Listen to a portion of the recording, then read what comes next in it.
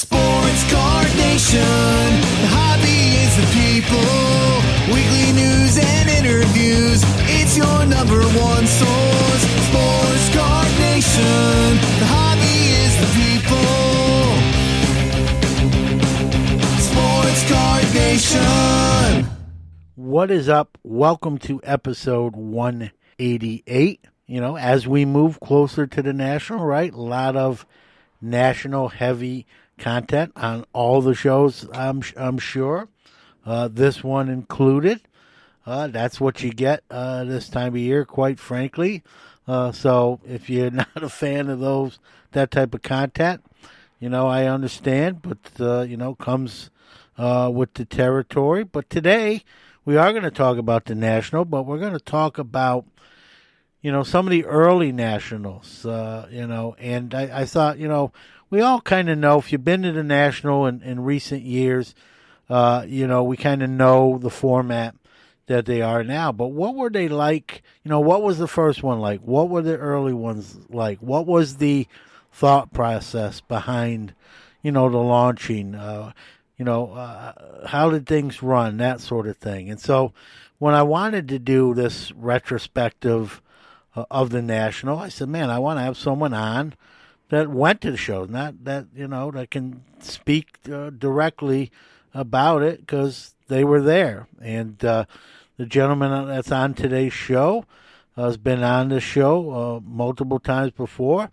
but he's also been to every single national that has occurred. And so he came right to the front of my list and, reached out to him, said, yeah, I'd love to do it. And so Dr. James Beckett is our guest today, and we're going to, delve into some of those early nationals, and he's going to share some personal stories and experiences, kind of tell you who was behind the success of them, why they were successful, and, we're going to talk a little bit about the current ones, but it's going to be really focused on, where the national started, how, where it came from, to get where we are today. And I tell you what, in conversating with him, it was super interesting and a great conversation. And obviously, not attending any of those, it was very, very interesting to me. And I think you'll find it interesting as well. So with that being said, let's get this show started. Time for our Hobby is the People Announcer of the Week. Hey everybody, I'm Gary Denier, Thumbs Down Guy. This is the Sports Card Nation podcast. The hobby is for people. If you'd like to be the Hobby is the People Announcer of the Week, do a WAV or MP3 file and send it to sportscardnationpc@gmail.com. Are you a new sports cards collector or someone returning to the hobby? Maybe you're just looking for a friendly, trustworthy hobby community to hang out with and enjoy collecting. Midwest Box Breaks has been bringing collectors together for many years with affordable breaks, helpful threads, and a Discord group packed with generous people who genuinely care about the hobby and other collectors. Check out the breaks at MidwestBoxBreaks.com. Our goal is to bring you as much value as possible. Also, find us on Twitter at MidwestBoxBreaks. Hey folks, John here.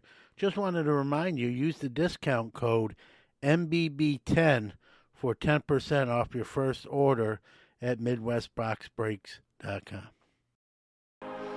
Ladies and gentlemen, it's time. The show starts in 5, 4, 3, 2, 1. Are you ready? It's showtime. Real happy to have my next guest on the Sports Card Shop at Moco guest line. He's not new to the show, and I'm happy and proud to call him a friend, and that's none other than Dr. James Beckett. Welcome, Dr. Jim. Great to be here, John. Always a pleasure. So, I'm guilty of this myself. You're guilty of it, and it's a good kind of guilty, right? We're almost in the single digits away from the national, so a lot of heavy national content leading up to what I call the Super Bowl in the hobby. It's the week everyone circles on their calendar every year and looks forward to in anticipation. And for as long as I've been in the hobby, people sometimes think I've been to a lot of nationals. My first one was actually 2018. So I know it more in what the current form we know it now. The first one, obviously, 1980 in Los Angeles at the Marriott Airport, and obviously a lot different than the current national, the form we know it. And so I never hear a lot of show because not many shows can probably talk about a retrospective of the national because they can't touch on it because they don't have any experience. And you're the one guy who, as I've said before, you've attended every single one, have not missed one. So who better to talk about some of those early days of the national than someone that's never ever missed one and knows, all of them in some form or fashion. So I wanted to sort of look back and I'm calling this a retrospective of the national. So, starting with that first one, Dr. Jim, 1980, Los Angeles, like, where did it come from? What were the early thoughts of the hobby at that time of something like this? What can you fill us in on from 1980? Well, first of all, you mentioned feeling guilty, and the only guilt I feel is guilty that I feel so happy when I go to the national and I have so much fun. And you're at least bringing your wife this time to vacay alongside. But I did that some of the times over the years. But it's just a great getaway, and it's gotten better over the years. In the beginning, like you say, 1980 was more the perception. It was intending to be a national, but it still felt like a really big regional show. Even though there were national dealers there, it didn't look different. It looked like a real big show, real successful show. When you walked around, you see, wow, these guys are from the East Coast, these guys from the Midwest. So it wasn't like a Los Angeles show, but you could, I remember you walked in. It seems like there was kind of like you walked in and then there was like a step down to the show floor, but it wasn't that big. I mean, it was thousands of square feet, but not hundreds of thousands of square feet. And so you could see the rows of tables. There wasn't a lot of action up in the air. They were mainly 6-foot tables that were not even a lot of showcases, and when people left their table, they put a sheet on it. They didn't zip it up. And so it was very old fashioned, very old school, and very trusting. But that's the way it was. And frankly, John, it stayed that way for 10 years. Yeah. How many tables approximately would you say the first one? Supposedly it was 160 that first year.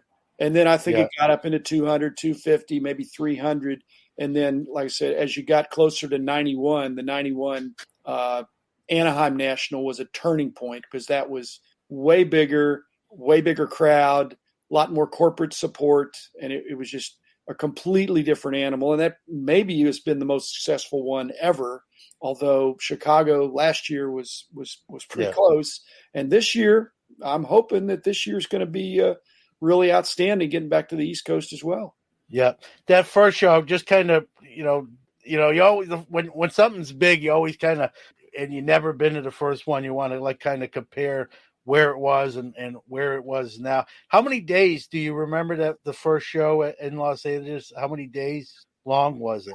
I don't remember any more than Friday, Saturday, Sunday, but maybe there was some Thursday stuff. And then later on, as you moved along, they did some more things because they had to have some time to work in the softball game or some of the seminars. So it kind of expanded to now it's sort of Tuesday or Wednesday through Sunday, mainly Wednesday to Sunday for the paying customers, dealers setting up on Tuesday. But so it's expanded and that's a good thing, but you just got to dedicate your week to it if you're a dealer.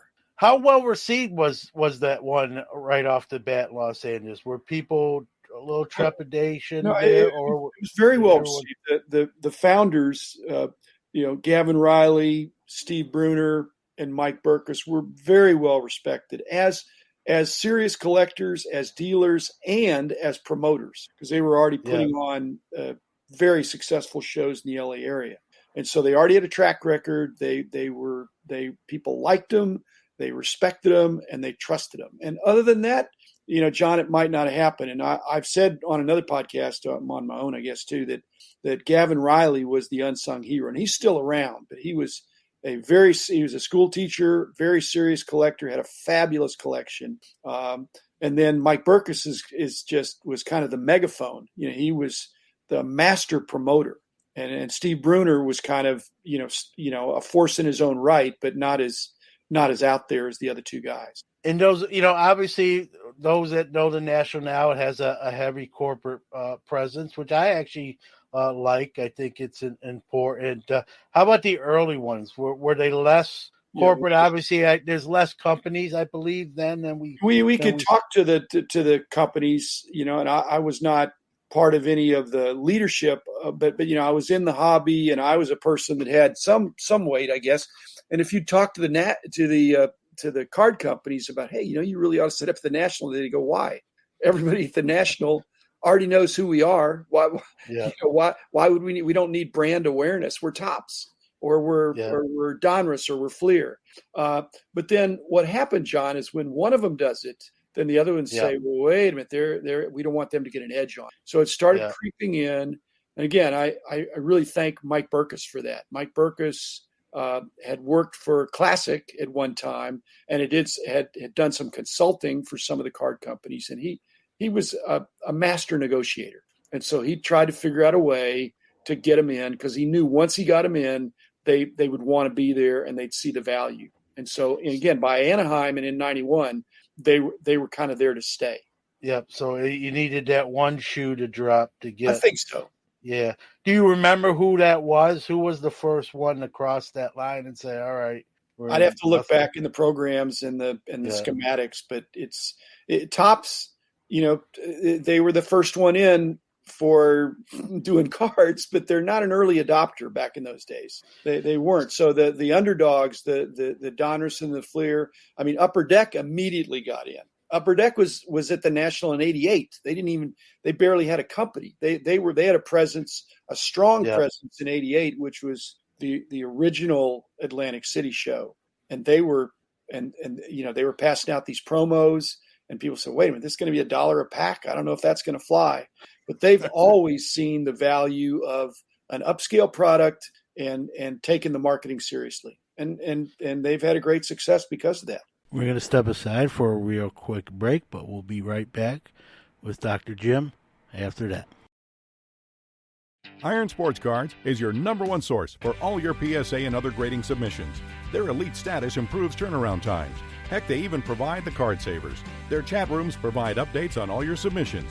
They also offer wax options and single cards to cover all the bases.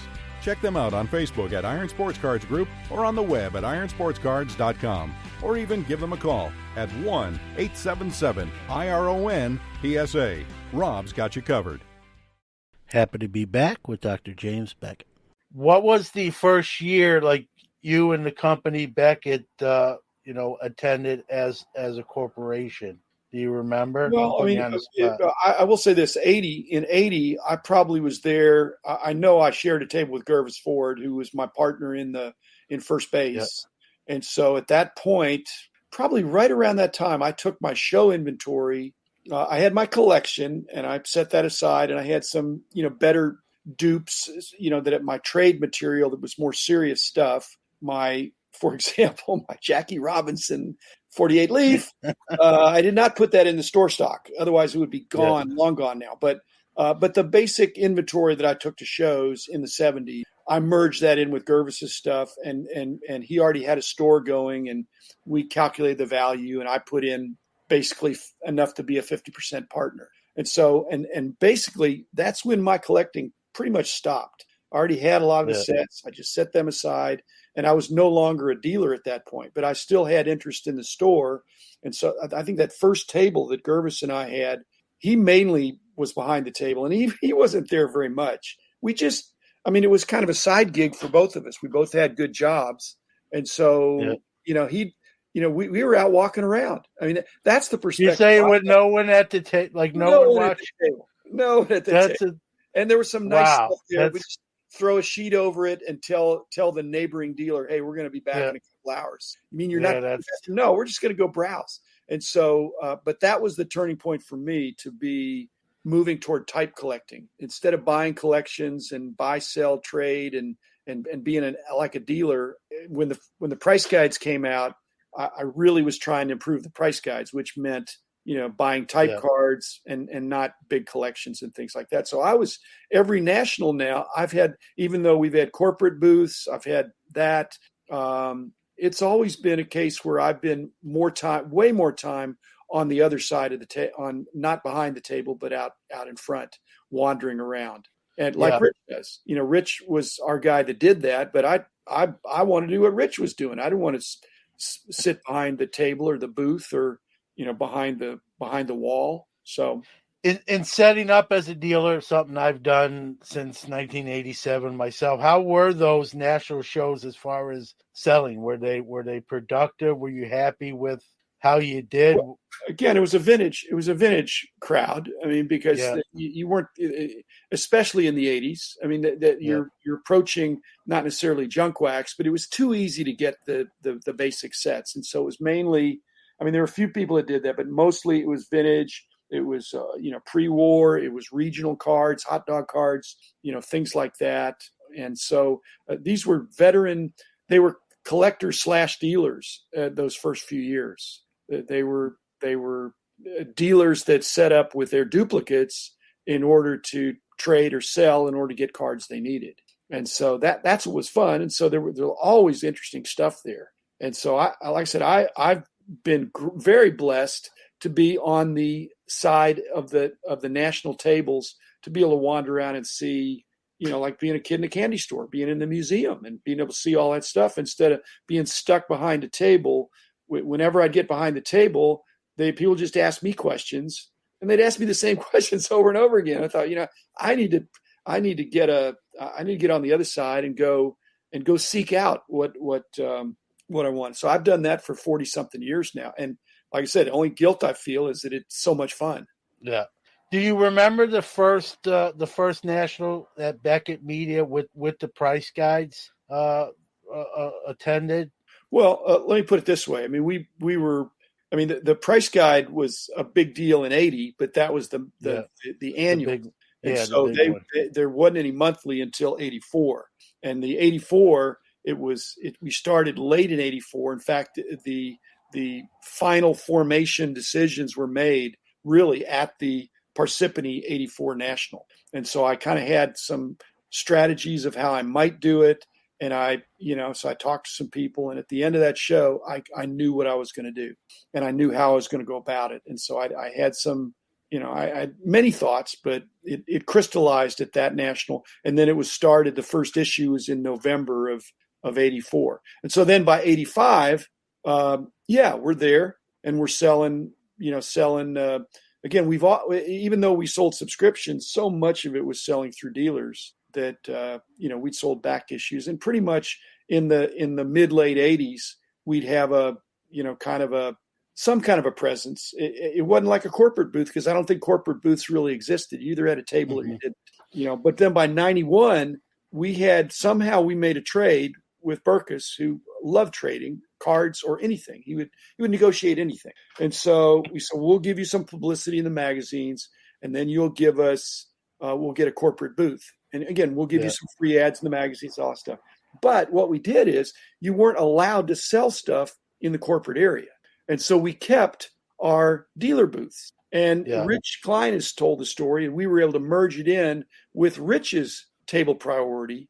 And so we had some really good location, near the front, where we were able to sell stuff. And mainly that was back issues mainly at that point was baseball. But by '91, there was the other sports were kicking in too. But we did a great business in an older, superstar cover, early baseball monthly magazine. Obviously, Beckett Media became uber successful. How much credit do you attribute to the national presence in the the emerging of your company? Well, I mean, like I said about Tops, is that people would say you need to be there for brand awareness. I'm saying we already have the brand awareness. We needed to have some objectives for being there, other than saying, "Hey, we're here, we're nice guys." We at every big show we had our price analysts there anyway, so we already were doing that, and that was it.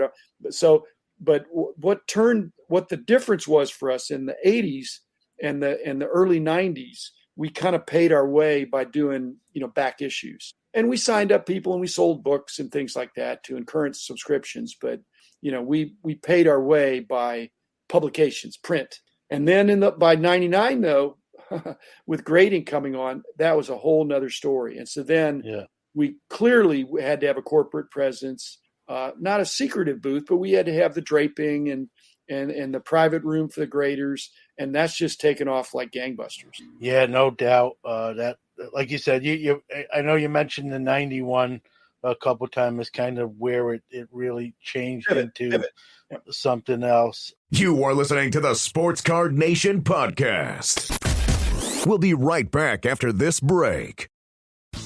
Hey everybody, have you heard about Collectible? It's the one-stop shop where any collector can buy and trade affordable shares in some of the most rare and valuable sports cards and memorabilia in the world, starting from just $5. From 1952 Mickey Mantle PSA 10s in Wilt Chamberlain's iconic rookie uniform to one-of-one Patrick Mahomes RPAs, rare LeBron James logo mans, and everything in between, Collectible is creating never-before-seen access and opportunities for all. Let's grow the hobby we love together. Please note this is not a recommendation or solicitation to buy any security. All investment decisions should be undertaken after doing your own research. Let's go! You are listening to the Sports Card Nation podcast. The early ones, obviously, there's hundreds of signers at the current formation of the National. Were there autograph guests even in the early days, or was that something sort of added on later on? It increased as it went. I mean, it didn't start out like it was. I mean, again, to give he's not an unsung hero because he's well established, but Jeff Rosenberg really had a vision and so it's been outsourced to him for a long time to really make it work, because you can't make it work by just athletes showing up and signing for the people that are in the line. You have to have a year-round autograph business, because a lot of the signers come in and they sign for the people in the line, but then they sign some other stuff for later sale to make it worth it for everybody. And so those first ones, that to have a star there, there were some stars there sometimes, but that wasn't the draw. Again, this was I think it was 80% cards, and probably 80% of the cards were vintage. So not as much some autograph stuff, some memorabilia stuff, but a lot of it was cards. And so the autograph, was a draw, but an autograph, a guest signer, but people were already going to come. Like now, people would already come anyway, because sometimes the dealers are the stars and the card companies are the stars. Yeah. Or I like to think the cards themselves too. And the cards. Yeah. You mentioned the grading, 99, you mentioned specifically, just talk about, that adding the grading aspect to, the repertoire and the national effect with it. Obviously, you didn't, like you said, you didn't necessarily need the national to launch that, but I'm sure it didn't hurt. How was it received? Well, no, John, it would have hurt if we weren't there. Yeah. Because at that point, PSA had a huge lead on us, and so we need to be there to say, hey, we think we're a better alternative, but we are an alternative, and they were in first place and still are in terms of volume for sure. And so, but it doubled it more than doubled the cost of us showing up at the National. It more than doubled our footprint of being there. It more than doubled the complexity and the number of people we had to take and all that stuff. So, and it was the right thing to do. But like I said, if we wouldn't have gone, it would have been a negative. And people say, why aren't they coming? Because, you kind of need to subject yourself, not necessarily to abuse, but to hear from the customer. And there's always going to be some customers who want to tell you how to run their business, and ignoring them is the worst thing you can do. And so listening to them and say, well, we'll look into it. Yeah, like you mentioned, PSA at that point had sort of the stranglehold on it. How competitive was that entering that arena? Did it, were there open lines of communication or not really? Like, hey, we're competing for the same piece of the pie. Was it, I don't want to say animosity, but I don't think there was. I mean, I've had Joe Orlando on, and he was, a very worthy competitor and an outstanding guy, but, that we tried not to compete. We tried to be different. Yeah. And so PSA really. But then with the subgrades came. Well, we had subgrades. We had inner sleeve. We had a heavier, stronger holder. But also we marketed more aggressively to the average collector and not so much to the dealers. They really had, and we went more toward modern than vintage. And so they always had a very strong vintage and very strong relationships. I mean, the dealers were the original bulk submitters, and we didn't really make plans. We thought, well, we don't want to make it a special elite kind of thing that you've got to know somebody to get, that we just had, and we didn't charge extra for expensive cards. So we had a lot of differentiators. And so if you want to, we didn't make it, you didn't join a club or anything. You send us some cards and again, in those days we had on time or it's free. Yeah. So we had a guarantee. Even then PSA had trouble because they had so much volume. And so that really helped us get on the map. I remember that because I'd be like, man, I hope it's late by a day. Exactly. So yeah, it's funny you mentioned, like, you forget that and then you hear that and you're like, yeah, I remember that. It wasn't funny when I was the boss. It was cut out of my pocket, John. And I never I subbed.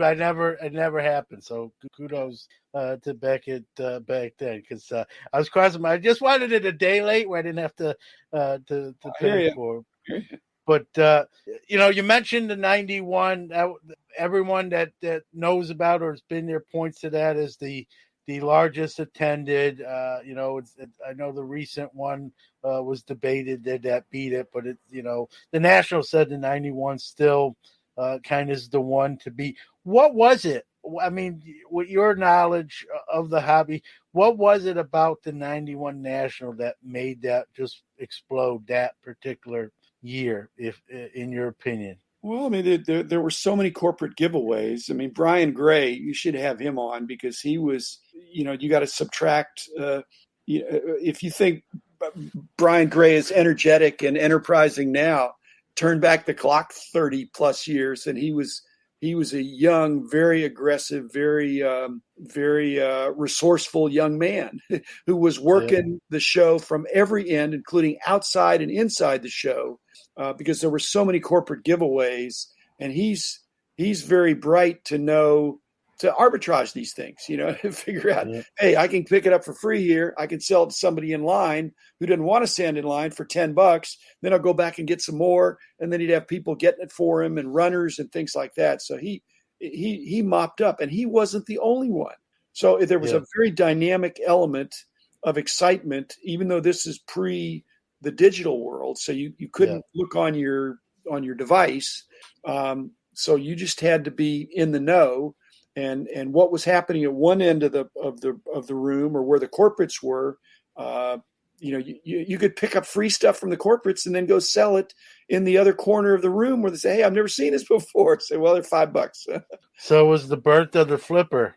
Almost. It was, if it wasn't birth then, it sure took off then. And like I said, Brian was a great example of that. Back in those early ones, not necessarily the first one, but even the early ones, were people traveling in from far destinations to attend these? Yeah, even overseas. I mean, they'd still come. I mean, it was the place. It was the best show you could go to in the year. Those first 10 years, but again, they weren't.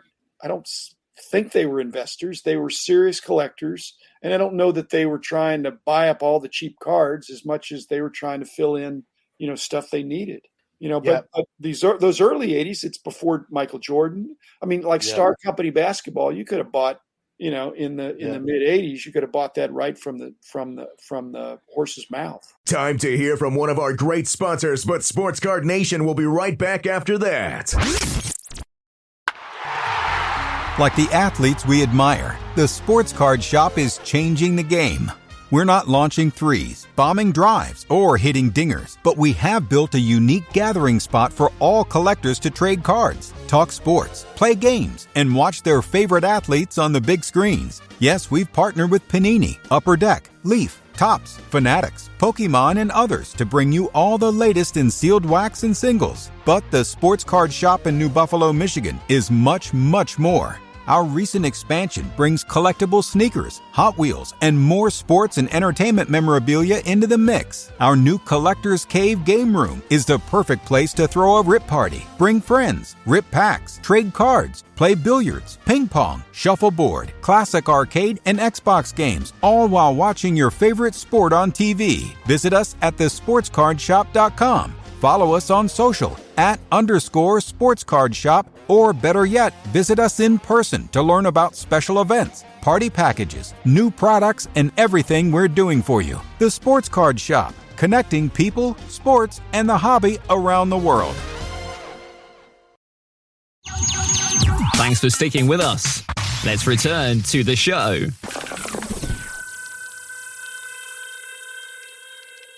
Were there any shows, like it was called the National, were there any shows that tried to sort of steal their thunder or compete? You know what I mean?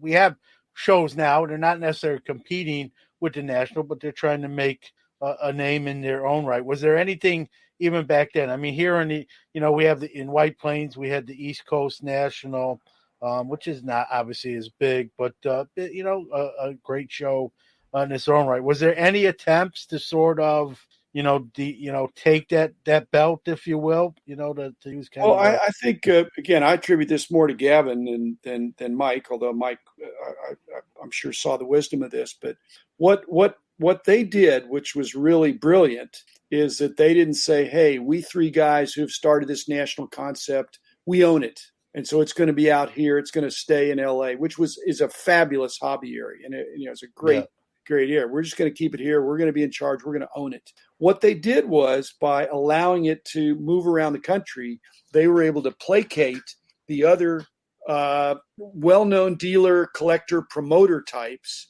that had these strong regional shows. And so I think there was a feeling like the Detroit group, it was the key promoter in Detroit that said, well, wait a minute, you mean I can have it next year and it's my deal. And then it went to St. Louis, and then it went to Chicago. And so they basically were enlisting their quote unquote competition to say, you're going to get a turn. Yeah. And so in those early years, the key promoters, I think, kind of waited their turn. And what happened is that once you'd been a national promoter, that was a feather in your cap. Plus it doubled or tripled your mailing list. And so you had a lot of residual value from that. And so to compete against the National, it didn't make sense because it just didn't seem right. A lot of the same dealers know each other, talk. There was a sense of fair play, I think. Yeah. In rotation. Was that the original concept, Dr. Jim, do you know, or did they sort of adapt on the fly and said this is probably the way to go to? Like I said, I think that's what Gavin had in mind all along. He was hoping that somebody, I had some conversations with him, and he's still around. He's kind of in the background now, but I think he really had a hope that that some other promoters would take the ball and run with it, and not that it wouldn't be a cookie cutter national, but they'd have some principles of how to do it and how to be successful on a more national level. But he was really hoping for it to really be a national show. It needed to not be just in LA every time, or even Chicago. Yeah. So it wasn't until in Chicago until like 83, which now we see that Chicago is a very natural hub and very successful. It's probably the most successful site for the national on average. Yeah. Every Chicago's been good. Yeah, I've been there twice. I have no real complaints. So other than what the cost to fly there, which at the time looks like a deal compared to today's prices. So, like I said, and I've said, other occasions, you've attended every one. What's the closest you ever came to not attending or missing one? Was there ever one that you almost didn't get to go to for whatever reason? Well, I mean, I did drop dead of a heart attack in late '96, and so there was some jeopardy of whether I would be going anywhere. So I kind of eased back into, so I really took a step back in the company, but I still, when I think I even went to the Hawaii show in the spring that year. So I was doing better, but I was, I had a big shock to my system. And so just like that, the first national was an inflection point. The 91 was an inflection point, and then 96 and 97 with my heart attack. And I that really made me a lot more of an executive as opposed to a day-to-day, doing all the price guide stuff, because I'd been pushing myself too hard. And so that was weird going to the national in 97 and trying to figure out, what's my new posture? People they're wondering if I'm going to be in a wheelchair or something, it's just, And then in 2005, same thing. I'd sold the company in January of 2005. And so to go in late July of 2005 and go with my successor CEO from the new group that had bought the company, a guy that I liked, but I could introduce him to people. And so I was kind of sort of retired, but kind of semi-retired, like I say now. So I just was enjoying and introducing him to people. But I didn't, John, I didn't have to do stuff. I could do stuff I wanted to. That's you enjoyed it. I enjoyed it more. And so it's been a different kind of enjoyment. And then in the last 10 years or so, I've been a little more aggressive about the dollar boxes and things like that, and just touching the cards. Is there anything from those early nationals that we no longer have that you'd actually, whether it was an event you mentioned like a softball game, is there, not necessarily that, but I'm just using that example. Is there anything you'd like to see sort of, reinvigorated or brought back, into today's modern, national that you think would still transition well and still be good that they don't have any longer? Anything? Well, if you look at those early nationals, they had pool parties and softball games and things like that. And some of that, those first nationals, and especially the second one, which doesn't get a lot of talk, but it was the promoter. The name on it is Lloyd Torpy out of Flint, Michigan, who had done these big Detroit shows. But really, it was his wife, Carol, who was not a card collector. And certainly not a sports card collector, but she kind of ran a tight ship, and so they were in it together. And so I think that second national she said we should have a pool party because wives should come and stuff like that. But John, I don't think that stuck. Because then you look at, of course, then in '83 you had Bruce Painter, who's passed away now, but was an outstanding guy. But he had Benita, his wife, with him. And so I think there was some attempt to make it kinder and gentler for women. But over the years, I mean, people just wanted to be at their tables and maximize their money. So the softball game, I can't remember when the last softball game was, maybe 85 or 86. See, I'd vote to bring that back because I still play. I'm saying, but you're not gonna have anybody to play. There'll be no outfielders, so you just circle the bases. And there were some good players. There were some good players. They were competitive games, but it was. I think my sense is it was more choose up sides, which is weird because you didn't know who the good players were necessarily until you'd seen them play. But that it just went by the wayside, and I don't think it's going to come back. What will come back, I think, are the seminars. I think the Mint Collective has proven that there probably is a market, just like we're doing, of content creation. Some content creation when you have a bunch of people there at a venue, and you can digitize it and do live streaming, but also release it later. I think that's here to stay. That's here to stay. but mostly it's a card show and and you get the corporate goodies and you observe the breaks firsthand because you can be right there and you get in line for, to get a signature from your favorite player or whatever. So those elements are, again, people are voting with their dollars, John. I mean, they're going to, for sure. What do they spend? What does it say that they sold out of VIP or super VIP? Well, one of them they sold out. I mean, how could they sell out at these very expensive? Well, because they've got only so many goodie bags, I get. Yeah. But you think, get some more goodie bags. If you get $200 up front or $250 or whatever it is for a 5-day, all access pass, why don't you want to get that money as much as you can, as soon as you can? Yeah. Yep. Well, those are good problems, I guess, to have rather than the other side of that coin. You are listening to the Sports Card Nation podcast. We'll be right back after this break. Pastime Marketplace has a line of graded card cases that are waterproof, airtight, dust-tight, and hardened to protect and organize your valuable collection. Each of our cases come with pre-cut and pre-formed foam, so you don't have to cut and tear the foam when you get your case. The pre-cut foam inserts are sized to hold PSA, Beckett, SGC, and CGS slabs. Store it all safely and securely with a case from Pastime Marketplace. Check them out at www.pastimemarketplace.com. We are back. Speaking of other side of the coin, I asked you something you'd like to see brought back. Is that, is there something in the current rendition of the National that you're either not fond of or you think could be better? Like, you know what I mean? I'll put you on the spot a little bit or not really.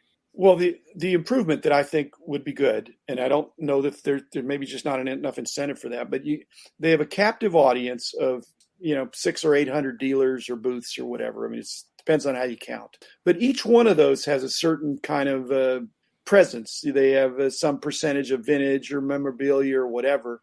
And I'd love to see something where you could kind of not necessarily Google Maps but you could kind of, and people do this, they'll wander around with a GoPro or something and show what's there. But if you could database what's at the National so that you could walk in and know, this dealer has this kind of stuff and that's table 873. And so I want to make sure I go there. But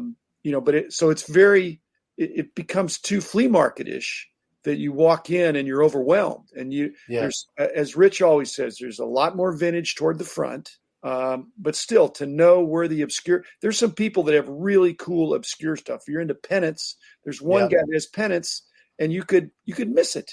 Yeah. So almost something more interactive, like interactive directory of some kind. Yeah, where you can almost type in sort of what. And again, some of the YouTubers and the video guys are going around and shooting some of that stuff, but really to make it, I think that'd be cool. That'd be cool because otherwise. That's too overwhelming. Yeah, that's a great answer. Again, you've been to every one. I know you enjoy each and every one for all their own reasons. Is there one that's a particular favorite to you, or one that stands out over the others? Is it the 91, or is it something another year? Well, 91 was a blur because all this stuff was going on, and I was having a bunch of meetings, and we were just we were going so strong, so that. It kind of wasn't fun. It's not fun to go over the speed limits for 5 straight days. I'm enjoying now as much as any of them. And, I'm just trying to figure out whether I need to pace myself and, to kind of portion out. Because I've got some podcast stuff and some people I just genuinely want to see. And then I want to look through some cards. I mean, there's stuff there that I wouldn't otherwise get to see.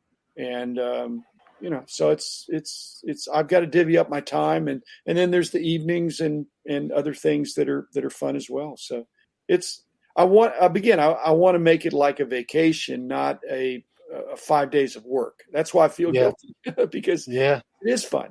Yeah, no doubt. If you're not having fun at the National, like I say on my show, you're doing something wrong. You're doing something wrong, or you're working too hard. If you're overwhelming, if you walk in with a want list and you don't pull the trigger on Wednesday night of a card that you see, and you're hoping to go back Sunday night to get it for a cheaper price, you could get pretty frustrated at yourself.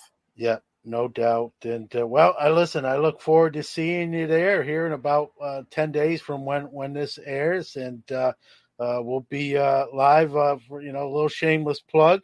As part of Hobby Hotline, we'll be on the stage. We're scheduled at this point Friday at 10 a.m. Eastern, and look forward to definitely sharing the stage with you once again, like we got to do last year, and enjoying the national. And I appreciate you sharing some of those insights from the past ones that someone like me and most hobbyists wouldn't know about without you sharing that those experiences and how those early ones were. I thank you.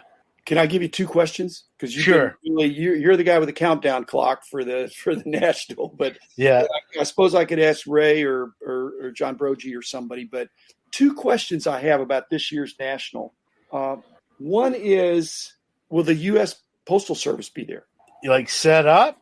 Yeah, or on the side to take overflow to mail back stuff, because they are at some shows. Yeah, well, I will say this.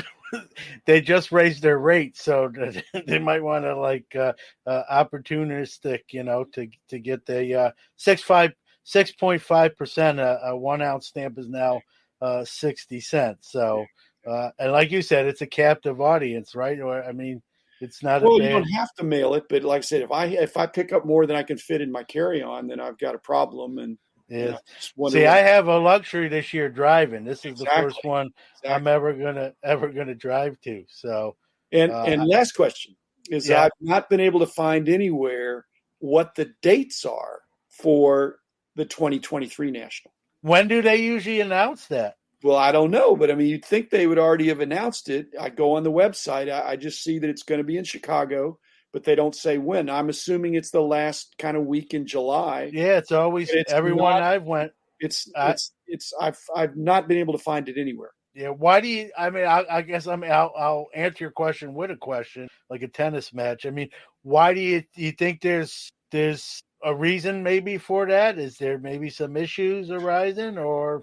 Well, maybe they don't want people thinking ahead. They want them to just go to Atlantic City and get that one, done and have a great show there, and not be thinking, well, I'll just go to Chicago the next year. Well, they're not even putting when Chicago is going to be. Almost like a sports team. Like, don't worry about the next game. Well, but also your family vacation. If you wanted to take a family vacation next summer, not this summer, but next summer, it'd be nice to know exactly when the national was. That's my point. Yeah.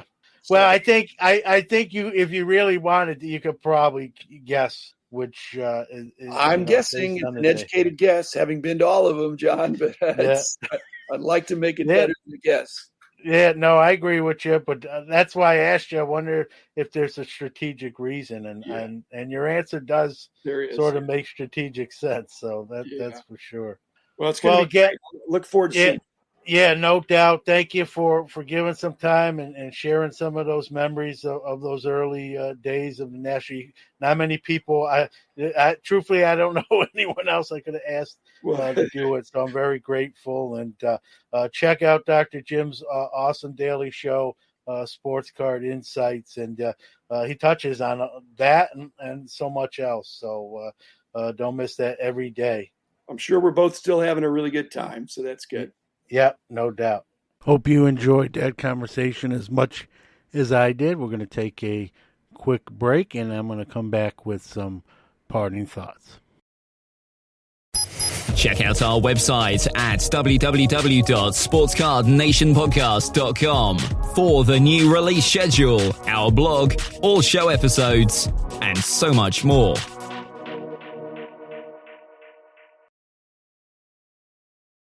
I can only speak for myself, but man, I've found that, conversation with Dr. Jim great, insightful.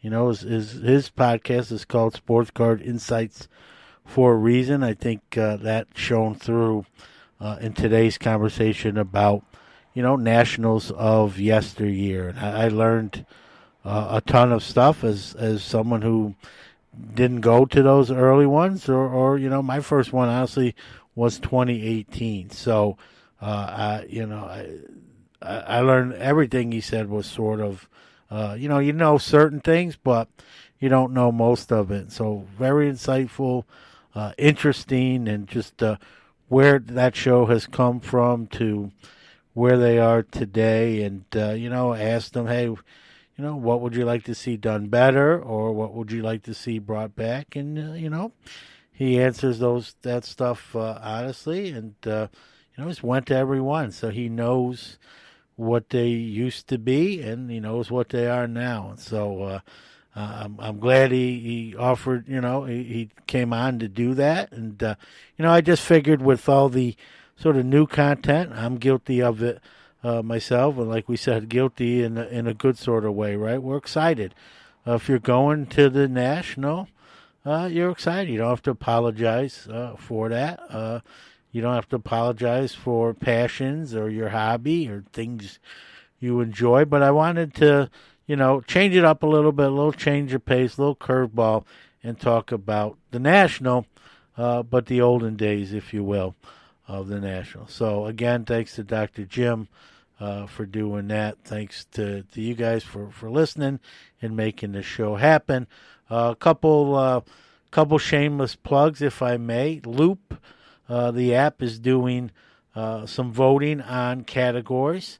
One of them that I really want to plug is for Best Charity, and I really feel that should go to Signatures for Soldiers. Tim and their crew there, and now with Eric Norton joining the fold, they've come a long ways from an early $500 goal, and they're in the almost up to $200,000 raised for, injured and disabled veterans who got that way by defending our country. And it's a great organization. Tim always comes on the show. He has, is one of the few guests I have that has sort of carte blanche, right? When he wants to come on and talk about something he's doing, I told him to text or phone call me, and it's a done deal. I'll put him on a show that already has a guest, and that's how strongly I feel about them. So if you're taking part in that survey, please put in signatures for soldiers in that category. There is a best podcast category. We'd love your votes. I'm not going to politic too much. I figure there might be some ballot stuffing probably going on there, most likely anyway, who knows. But if you love the show, we would love those votes as well. But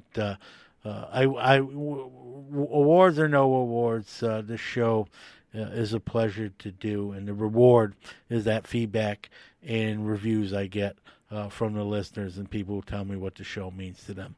That's more than any award. So with that being said, hey, we're getting close, so hopefully we see you there. But regardless of whether you're going or not going, please be safe, be well. We'll see you very soon.